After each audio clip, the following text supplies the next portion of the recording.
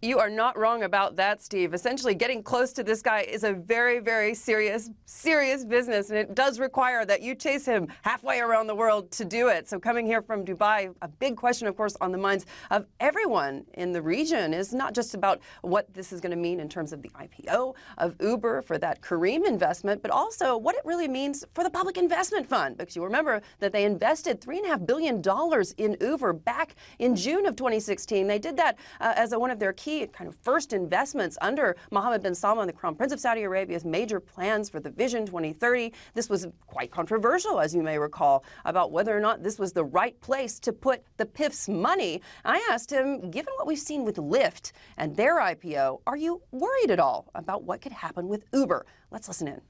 Uber is totally different than Lyft. Of course, it's a ride-sharing company, but it's a ride-sharing company not only in the U.S., but all over the world. Lyft was the pioneer and paved the way for all the other companies who are doing ride-sharing. Ride-sharing is not the only thing that they do.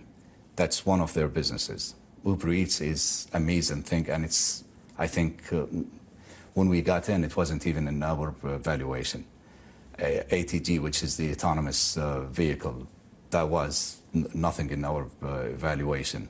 So if you add them all up, I think it's going to be a really great company.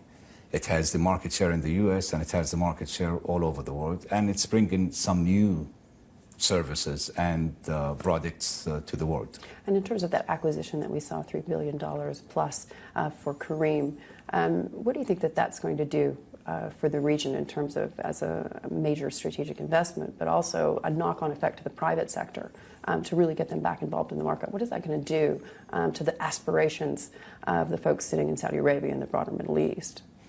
I mean, Uber and Careem both will be considered as local companies in Saudi Arabia and the Middle East. The number of jobs that Uber brought to Saudi individuals, I think like more than 100,000 jobs, which is something really great. And that's why people like the whole idea of having ride-sharing and Uber.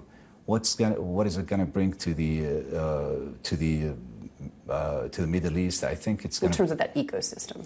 Yeah, I mean, the ecosystem is there, and it's improving. And I think if companies stop the price wars that they do, I think they can focus more on the services that is provided to the people. So I think it's, all in all, I think it's going to be very much positive for the people and for the Uber as a company.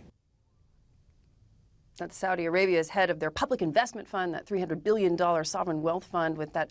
He's basically saying there, you know, we don't think that Uber has anything to do with this Lyft IPO. We're not concerned at all about the fact that the Lyft IPO hasn't done as well as expected. And of course, that is part of the conversation here in LA, especially when you talk to all of the big tech folks that have been gathering at that Milken Summit that we've been attending over the last couple of days. Now, I have been focused, no surprise, I am sure, to all of you guys, very much on the Middle East, very much on the oil situation, the geopolitics of that situation. I had the chance to catch up with a couple of different ministers and big investors from the region over the last couple of days, one of whom, though, the ambassador from the UAE to the United States. He's very well known in the diplomatic circles in Washington, Yasir bin Othman. And I asked him, what's your deepest concern here? Because when we're sitting back and we're talking to investors, they're talking to me about the sanctions when it comes to the heightened rhetoric between Washington and Tehran. They're talking to me about how realistic it could be that there would be a disruption in the flows coming out of the Strait of Hormuz. And I asked him, you know, what's the thing that's actually concerning you when you talk to folks in Washington? Listen in. The more we work with China, even through just an economic lane, is starting to get people in Washington nervous. Absolutely. But we don't look at China as a threat. And so trying to get our colleagues to understand that we want to do business with the United States, and the United States is one of our most, if not our most important strategic ally. But we also want to do business with China, and we want to make sure those two don't conflict. I think this is going to be an increasingly difficult issue to navigate in the future, the way I see the U.S.-China.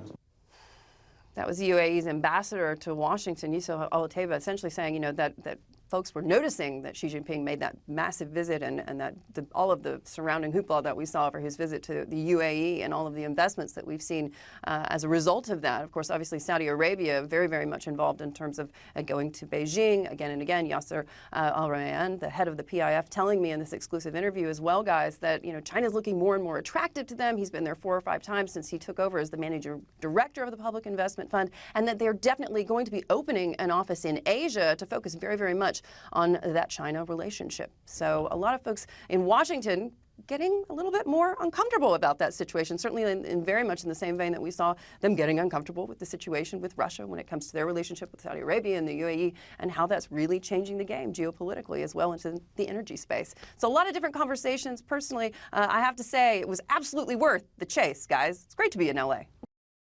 Hey everybody, it's Hadley Gamble from our new CNBC Middle East Bureau in Abu Dhabi. Thanks for stopping by. Now to watch more, you can try one of the videos that just popped up on your screen. And don't forget to subscribe.